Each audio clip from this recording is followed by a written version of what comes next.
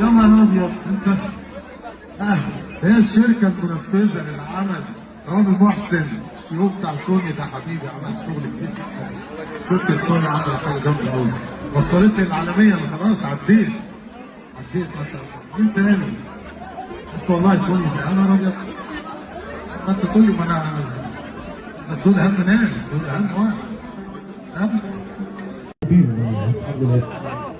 وعبد الله عمل بيبس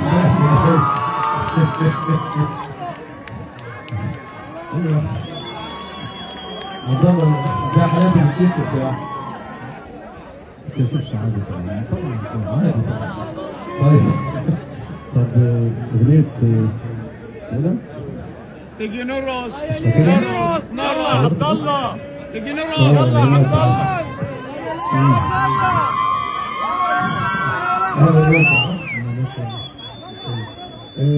كانت بتقول ايه؟ بتقول يا امير محمود.